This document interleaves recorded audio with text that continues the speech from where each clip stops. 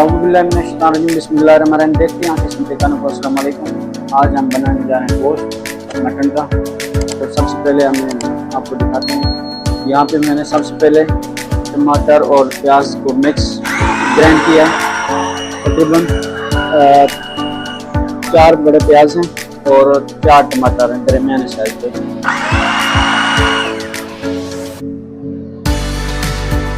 यहाँ पे मेरे पास 2 किलो जो है ना मटन है, वो हमें इसमें ऐड करेंगे। आसान तरीका मैं आप लोगों को शेयर कर रहा हूँ। उसके बाद हमने इसमें टमाटर और प्याज ऐड करेंगे। इसको डाल के ना हम पानी ऐड करेंगे इसमें।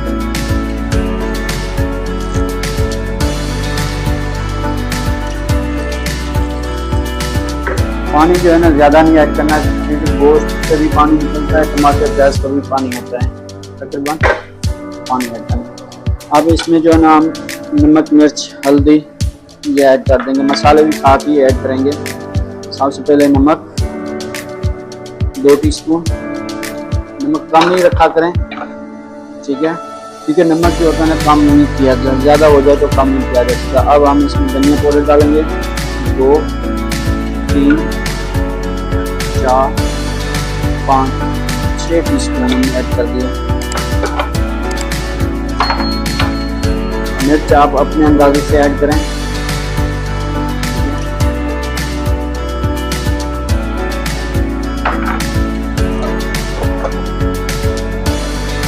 एक बार के ना हल्दी 1 टीस्पून।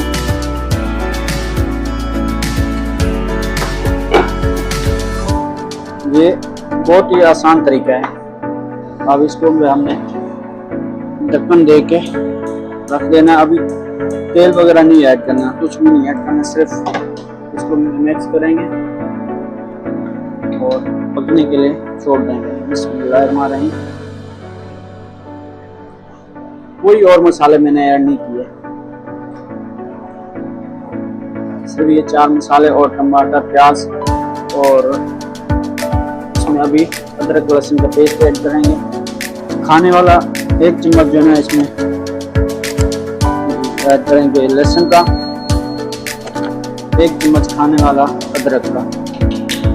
इसको ढक्कन देंगे, फुल आंच पे रख देंगे। अब ये पकता रहेगा। तकरीबन जब पानी खुश्क हो जाएगा फिर इसको हमने ऑयल डाल के भूनेंगे। किचन आप हमेशा आपका साफ होना चाहिए।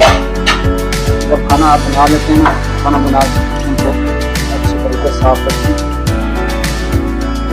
अब हम मीट में जो है ऑयल डालेंगे।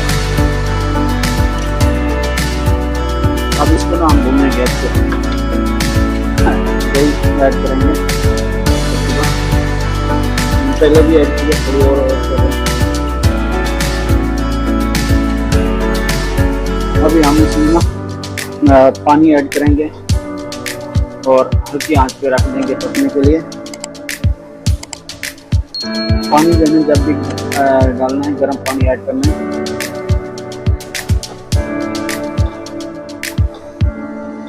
ठंडा पानी नहीं है।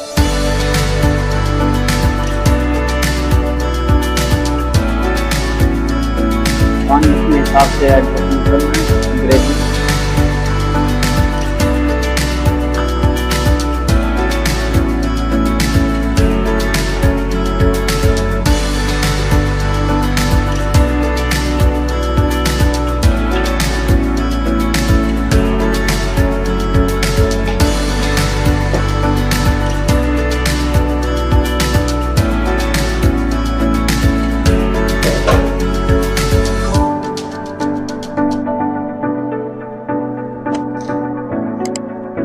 हमारा मटन हो गया तैयार। माशाल्लाह।